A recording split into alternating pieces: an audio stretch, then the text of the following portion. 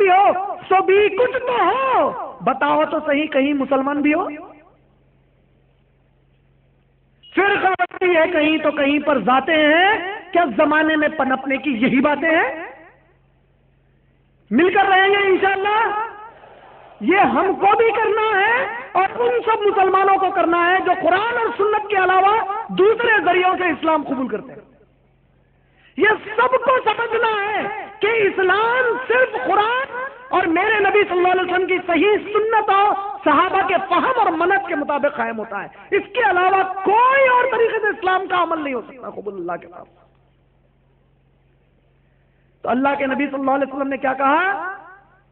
بنیاد اسلام والا، میری بات یہیں پر تھی، وہ پوری بات بتانے کے لیے لے گیا تھا کہ 5 پوری چیزیں آپ لوگوں کو معلوم ہے۔ بنیاد اسلام علی 5، پہلا شہادت ان لا الہ الا اللہ وان محمد رسول اللہ واقیم الصلاۃ وایتاء الزکاۃ والحج والصوم رمضان۔ یہ جو 5 چیزیں ہیں، توحید، نماز، زکات، حج، روزہ، ان 5 پر میں مختصر سا بیان کروں گا۔ اس میں سے جو پہلا والا رکن ہے اس پہ سب سے آخری میں بیان کروں گا انشاءاللہ۔ اقیم الصلاۃ، نماز قائم کرو۔ مسلمان نماز آج قائم کرنے کو کتراتے ہیں، 5 وقت کی نماز بار ہو گئی ہے۔ نماز کے اوپر کئی نصیحتیں آپ لوگوں کو ہوتی ہیں، اب میں نماز پر زیادہ نصیحت نہیں کرنا چاہتا کیونکہ سن کر آپ کے کان بیزار ہو گئے، لیکن سدھرنے کا امکان نہیں دکھ رہا کہیں سے کہیں۔ ٹائم خراب میرا ہوتا، آپ لوگوں کا ہو نہ ہو، میرا ضرور ہوتا ٹائم خراب۔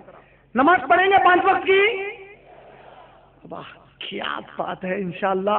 ابھی تک نہیں سمجھ میں آیا تھا، اب میں بولا تو سمجھ میں آیا، معلوم تھا پہلے سے؟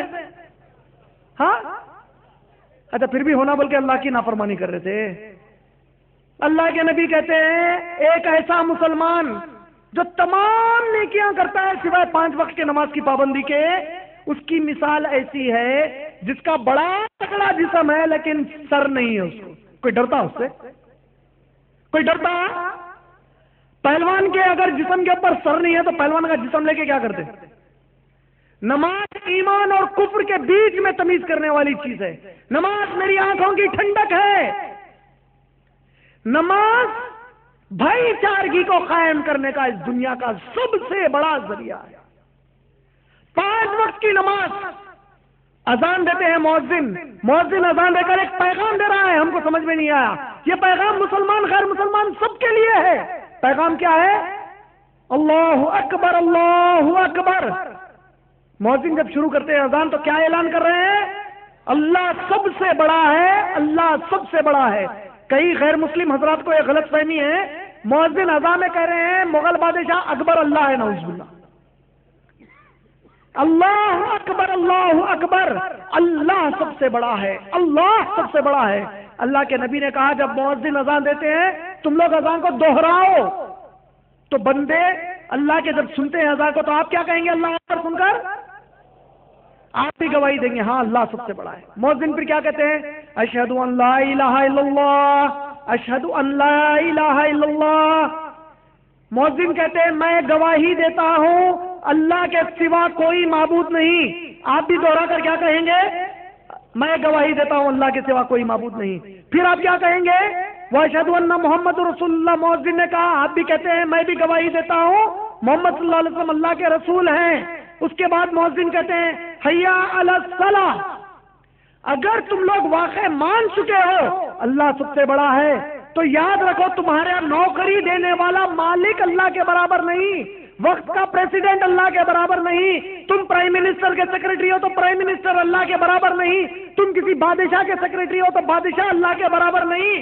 جو سب سے بڑا ہے وہ اکیلا عبادت کے لائق ہے، اس کی عبادت کا وقت آ جائے تو کسی اور کی فرما برداری نہیں۔ حیا علی الصلاۃ، چلو آؤ اس سب سے بڑی کی عبادت کرنے کے لیے۔ حیا علی الفلاح، مؤذن کہتا ہے حیا علی الفلاح۔ اللہ کے نبی کہتے ہیں جب مؤذن کہتے ہیں حیا علی الصلاح اور حیا علی الفلاح تو اس کو دوہراؤ مت بلکہ کہو لا حول ولا قوت الا باللہ۔ کیا گواہی دینے لگا ہے نبی؟ یہ گواہی دینے لگا ہے کہ بے شک کوئی قوت اللہ سے بڑی قوت نہیں ہے کوئی قوت اللہ سے بڑی؟ کہا کہ یہ کہہ دو حیا علی الفلاح، آؤ اصل کامیابی کی طرف۔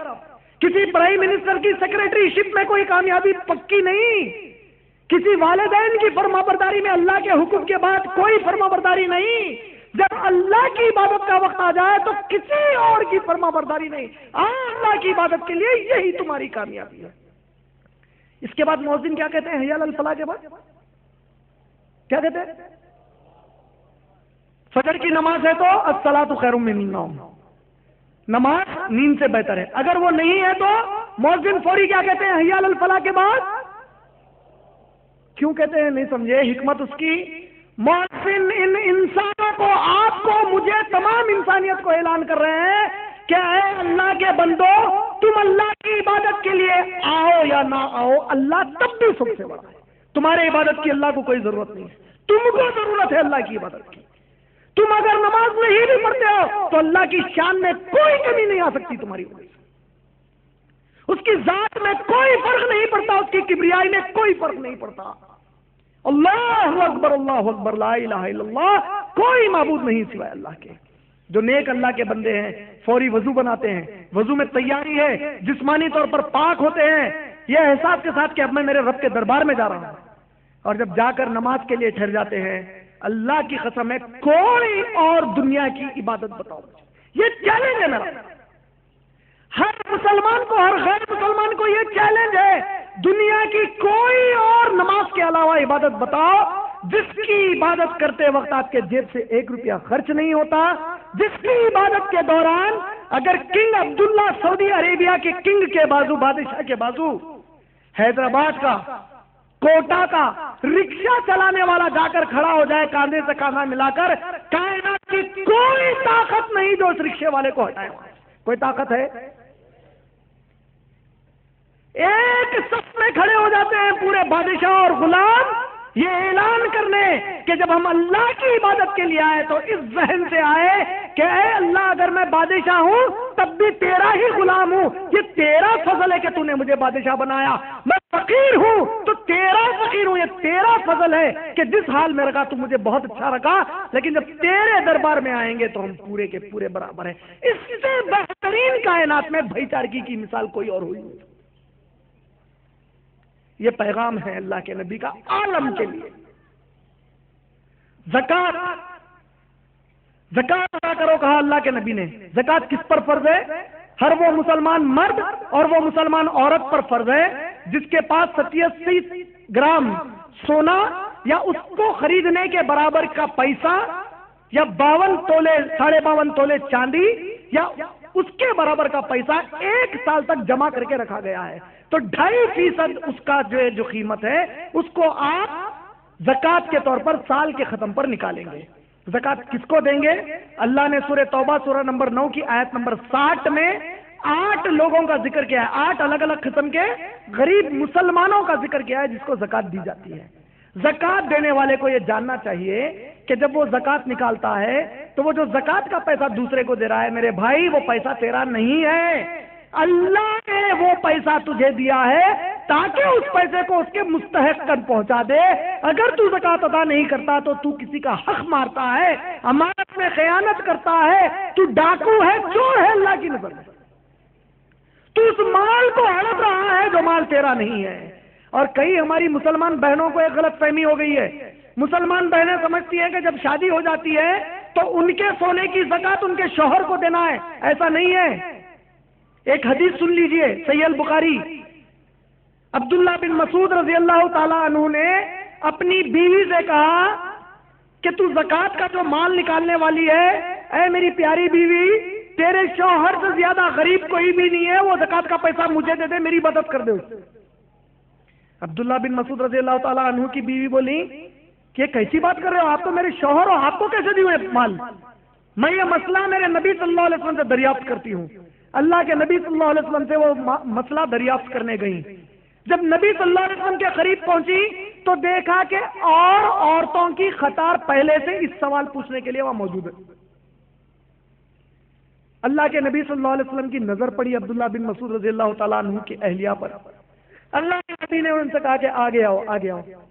وہ آگے آ گئی، کہا ہے عبداللہ بن مسعود کی زوجہ، کیا مسئلہ ہے، تو کیوں آئی ہے یہ ٹائم پر؟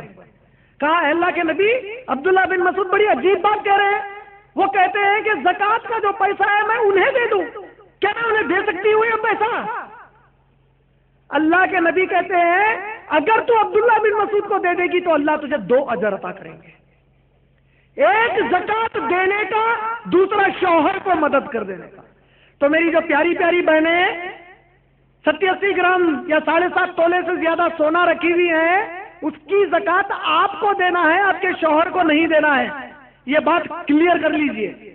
زکات اسلام کا ایک اہم ستون ہے، کس حد تک اہم ہے آپ جانتے ہیں؟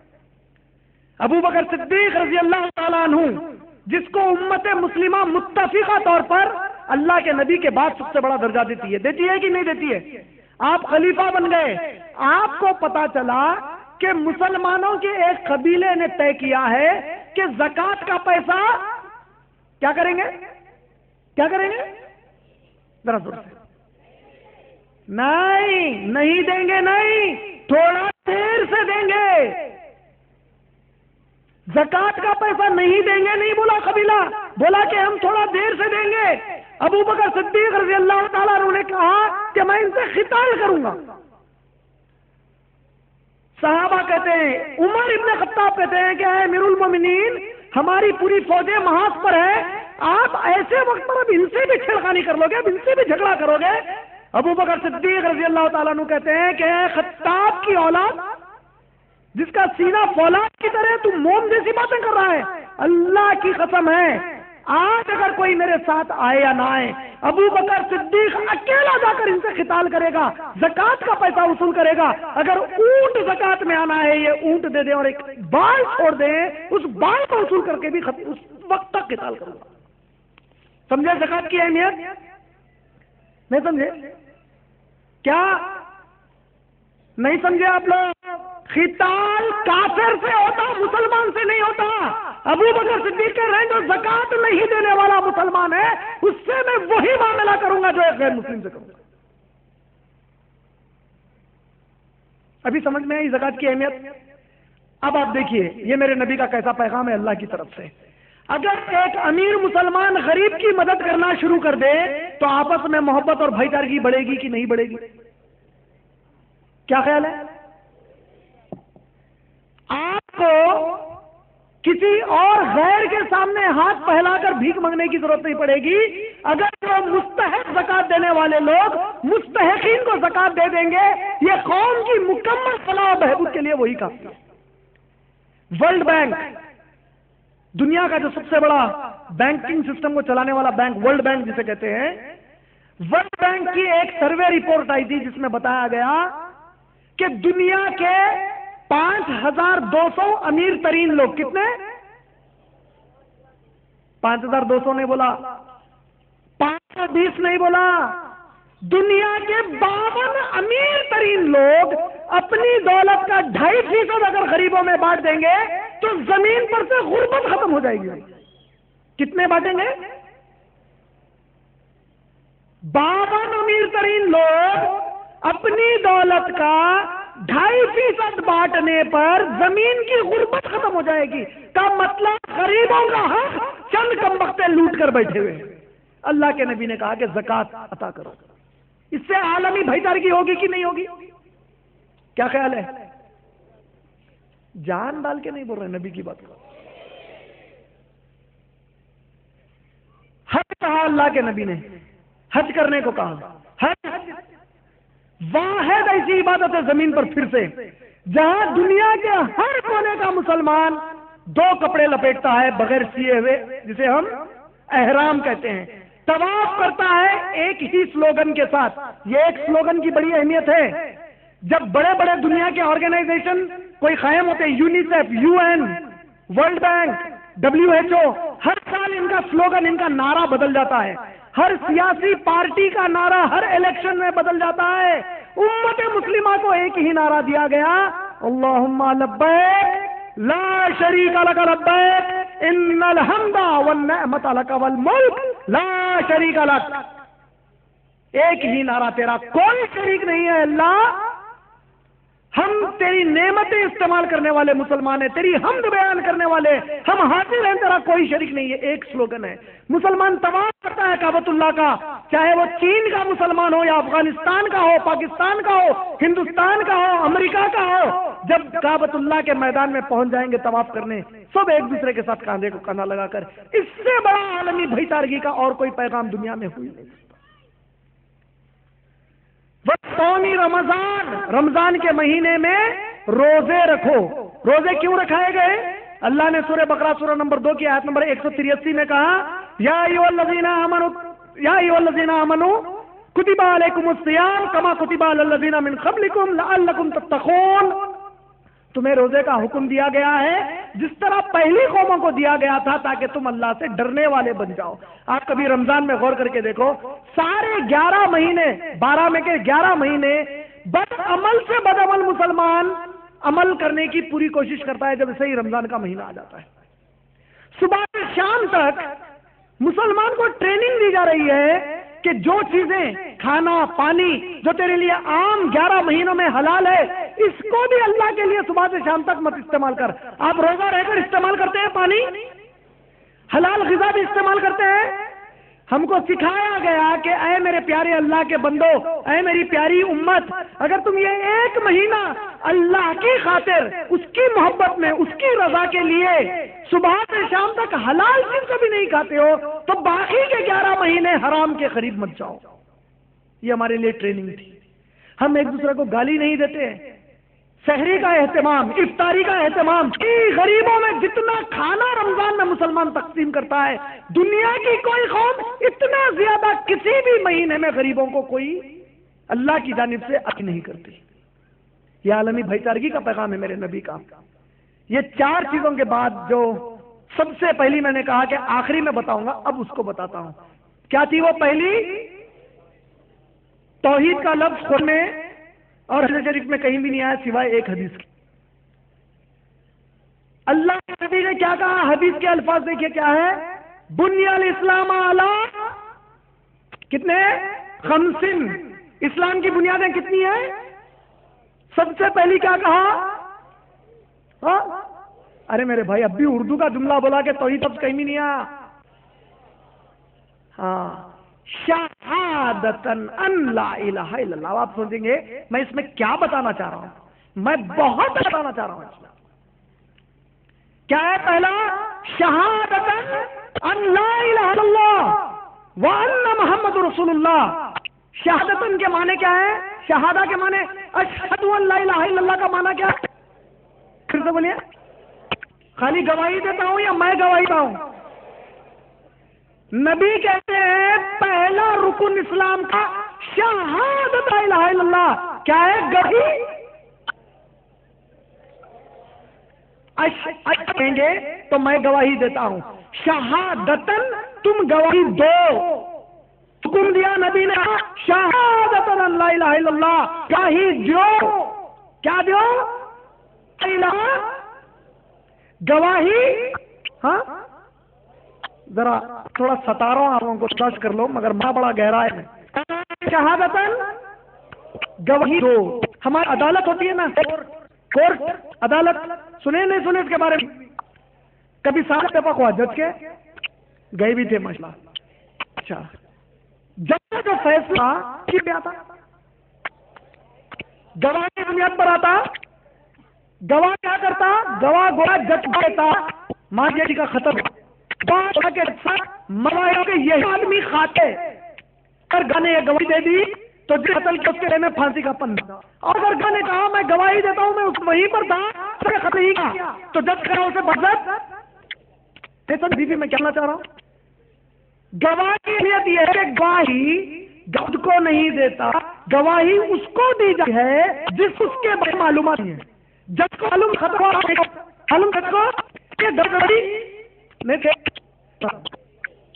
آج جتنے کرتے اللہ معبود نہیں مانتے، رسول نہیں مانتے، تم ان کو جب دو ان جگہ